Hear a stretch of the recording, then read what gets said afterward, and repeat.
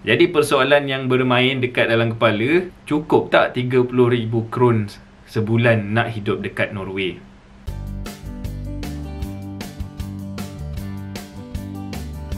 Assalamualaikum warahmatullahi wabarakatuh.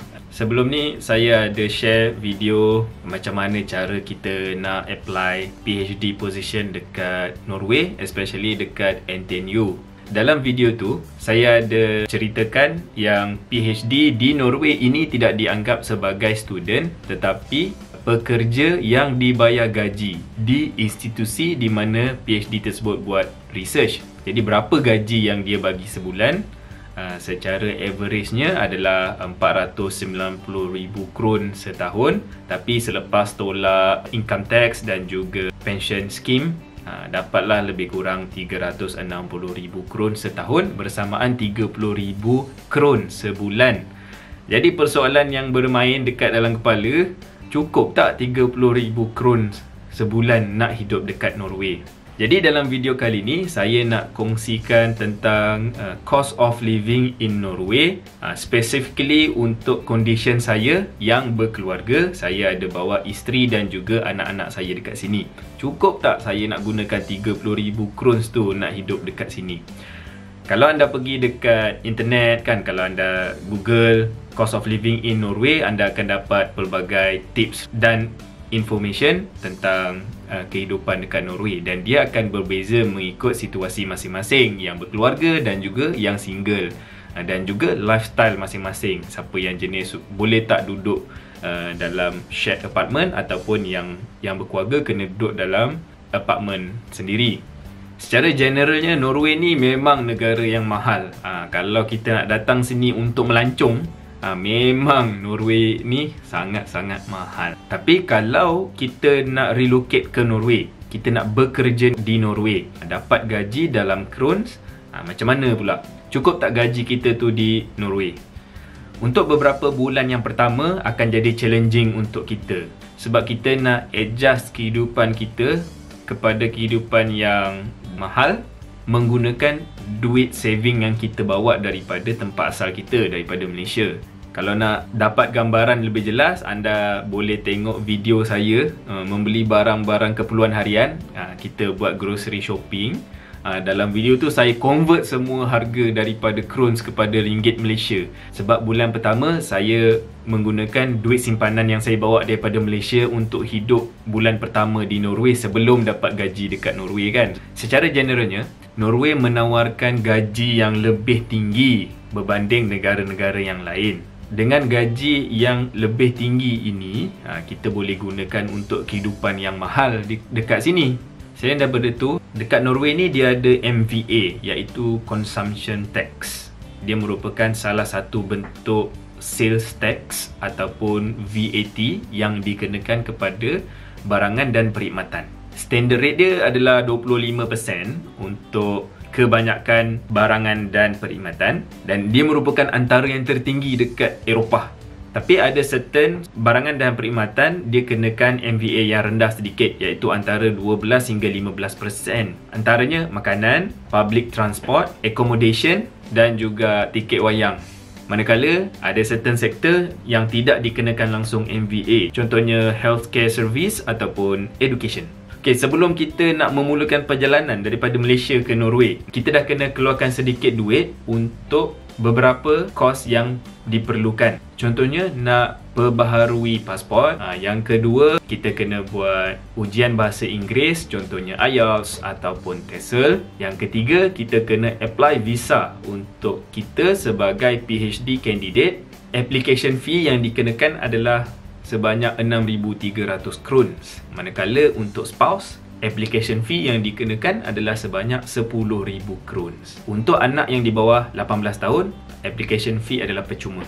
Seterusnya, apa yang kita perlu prepare adalah perbelanjaan relocation yang pertama, iaitu tiket flight. Kalau daripada Malaysia ke Norway, harga dia lebih kurang 2,000 ke 2,500 one way. Jadi kalau anda macam plan untuk bawa family, macam saya bawa 4 orang, so total saya kena sediakan RM10,000 lah untuk tiket flight one way daripada Kuala Lumpur ke Trondheim. Yang kedua adalah sewa rumah yang pertama bila kita dekat Norway nanti. Kalau kita dapat accommodation daripada NTNU International Researcher Support, mereka tidak akan minta duit deposit. Tapi sekiranya nasib anda tidak baik, tak ada accommodation yang available daripada NIRS, anda kena cari rumah sewa sendiri. Anda boleh cari rumah sewa daripada website fin.no ataupun hibel.no. Untuk apartmen yang ada 2 bilik, harga yang anda boleh expect daripada NIRS adalah 10,000 krons. Tapi kalau anda perlu cari accommodation daripada private market, anda memang kena expect daripada 10 hingga 15,000 krons sebulan. Kebiasaannya mereka akan minta wang deposit untuk 2 hingga 3 bulan. Jadi itu adalah initial relocation expenses yang anda boleh expect, anda perlukan. Bila dah dekat NTNU nanti, anda dah start dapat gaji di Norway, apa kos yang anda boleh expect? Yang pertama, tuition fee.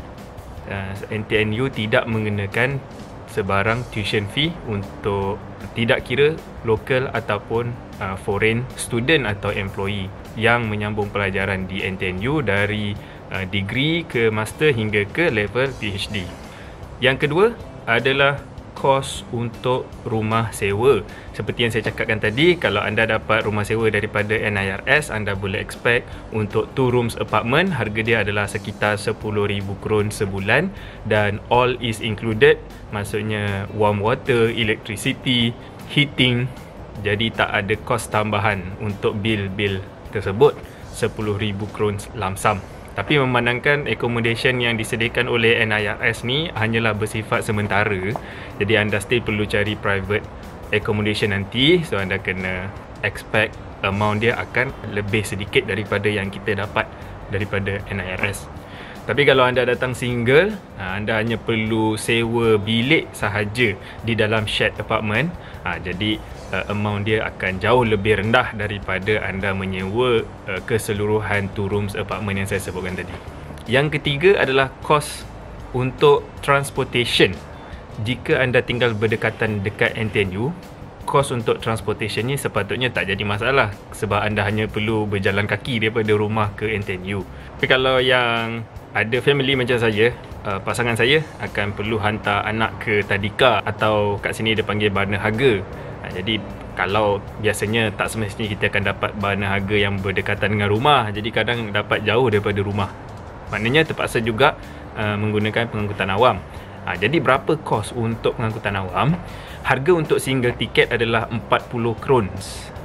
Dan tiket tu boleh digunakan selama 90 minit. Maknanya kalau kita nak pergi beli barang-barang keperluan dapur, kita pergi beli dan balik, dalam masa 90 minit kita boleh gunakan tiket yang sama. Tapi kadang-kadang kalau kita pergi dah beli barang dapur, lepas tu nak jalan-jalan lagi, 90 minit pun berlalu, jadi kena beli tiket lagi 40 krons untuk nak balik rumah. Untuk tiket 24 hours, harga dia adalah 3 kali ganda single tiket tadi. Kemudian dia ada juga harga tiket untuk 7 hari, untuk 30 hari. So dia akan rendah sedikit lah. Yang paling murah kita boleh dapat adalah tiket untuk 180 hari bersamaan 6 bulan. Harga dia adalah 4,300 krons. Untuk student, harga dia akan murah lagi, lebih kurang separuh daripada harga tadi. Tapi memandangkan kita bukan student dan pasangan kita pun bukan student, jadi kita kena bayar harga yang standard. Untuk kanak-kanak yang berumur 6 tahun ke bawah, mereka boleh naik pengangkutan awam secara percuma. Tapi kalau kanak-kanak yang berumur 6 tahun hingga 19 tahun, harga tiket adalah lebih kurang separuh daripada harga tiket untuk dewasa. Yang keempat adalah keperluan barang-barang dapur untuk sebulan. Okey, ini sangat subjektif, dia bergantung kepada lifestyle masing-masing.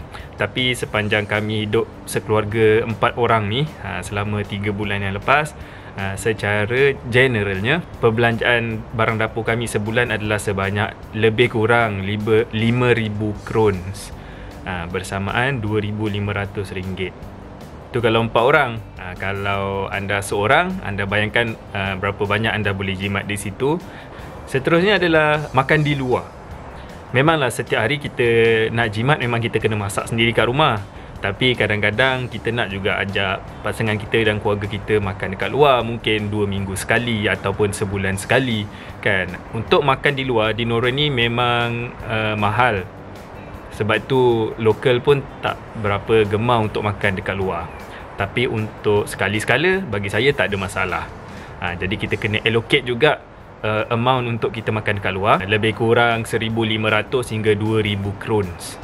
Bersamaan RM750 hingga RM1,000. Seterusnya adalah healthcare. Dekat Norway ni, healthcare services dia bukannya totally free, tapi setiap orang perlu bayar sehingga 2,200 kron selama setahun, bersamaan RM1,100. Jadi kalau lepas kita dah capai limit tu dan kita masih perlu khidmat healthcare, nak jumpa doktor dan sebagainya, kita dah tak perlu bayar dah. Sistem healthcare ni dia didesign dengan konsep keadilan. Maknanya setiap orang akan kena bayar sampai satu limit yang reasonable. Lepas tu kalau kita jatuh sakit yang teruk, yang perlukan khidmat healthcare yang lebih, kita dah tak perlu bayar dan akan ditanggung oleh kerajaan. Seterusnya, takkan kita nak pergi kerja, balik kerja, makan tidur je kan? Mesti juga nak kadang-kadang nak pergi gym kan, untuk nak pastikan kita sentiasa fit. Untuk kos untuk gym tak mahal, especially untuk NTNU employee. Kita akan dikenakan cas sebulan antara 200 hingga 300 kron, bersamaan RM100 hingga RM150. Macam mana dengan pakaian pula? Kalau kita ni bujang, memanglah satu baju boleh tahan sampai 2-3 tahun. Tak ada masalah bagi saya. Tapi untuk yang berkeluarga, especially yang ada anak-anak yang sedang membesar kan, diorang punya baju tu kadang-kadang setahun je dah tak muat, setahun je dah tak muat. Memanglah adik dia boleh pakai yang abang atau kakak dia punya, tapi lepas tu abang dengan kakaknya nak pakai baju siapa? Takkan nak pakai baju bapaknya kan? Kesian pula, besar sangat nanti. Jadi kita kena juga allocate certain amount untuk pakaian kan, especially ada 4 musim yang berbeza. Musim sejuk bajunya lain, musim panas bajunya lain, mungkin musim bunga dengan musim luruh bajunya lebih kurang sama dengan musim panas dan musim sejuk. Lepas tu bukan sekadar baju dan seluar sahaja, especially masa musim sejuk, banyak lagi aksesori yang lain kan, macam topinya lain lagi, glove-nya lain, kasutnya lain. Anda boleh expect kalau winter jacket atau winter shoes yang baru, harga dia sekitar 500 hingga 1000 kron, bersamaan RM250 hingga RM500. Tapi kalau beli yang terpakai, boleh je dapat sehelai dalam harga 50 kron hingga 100 kron, bersamaan RM25 hingga RM50. Dan dia bukan beli setiap bulan kan. Kadang-kadang bulan ni kita beli, ada bajet untuk beli kasut dulu, bulan depan baru ada bajet untuk beli winter jacket, kemudian bulan seterusnya baru ada nak tambah yang kedua dan yang ketiga. Seterusnya adalah kos untuk berniaga bagi sesiapa yang datang sini dengan anak-anak. Yang di bawah 6 tahun, dia kena hantar anak-anak ke kindergarten ataupun berniaga. Kos untuk berniaga ni berbeza mengikut municipality. Kalau untuk Trondheim ni, harga dia adalah 3,315 kron untuk 41 jam bagi seorang kanak-kanak. Kalau ada anak kedua, dia akan dapat 30% diskaun. Kalau ada anak ketiga, dia akan dapat 50% diskaun. Tapi kita boleh apply 20 hours free tau, untuk yang ada income sebanyak kurang daripada 566,100 kron setahun. Jadi untuk kita orang hantar 2 orang anak tu ke berniaga, total yang kita kena bayar adalah 3,800 kron sebulan, bersamaan RM1,900. Yang terakhir adalah kos untuk communication, telefon. Dia ada banyak plan dekat sini, tapi yang paling murah saya jumpa di sini adalah menggunakan MyCall. Dia macam prepaid lah, bukan postpaid. Kalau sebulan kita akan top up 50 kron plus 80 kron untuk 1 gig atau 150 kron untuk 3 gig. Sebab kita kebanyakan sepanjang hari kita akan duduk dalam bangunan, sama ada dekat rumah atau dekat bangunan NTNU. So kita dah ada wifi connection kan, jadi kita hanya perlu 1 gig saja cukup lah. Bila kita keluar, kita nak beli tiket bas menggunakan apps, so kita perlu internet connection. So 1 gig dan 50 kron tu untuk kita call public service, hospital ke kan. Sebab kalau kita nak call family ke, kita akan call guna WhatsApp je. So dah jimat dekat situ. kos untuk communication seorang adalah 130 kron. Jadi kalau kita seorang, pasangan kita pun nak juga, jadi total adalah 260 kron sebulan bersamaan RM130.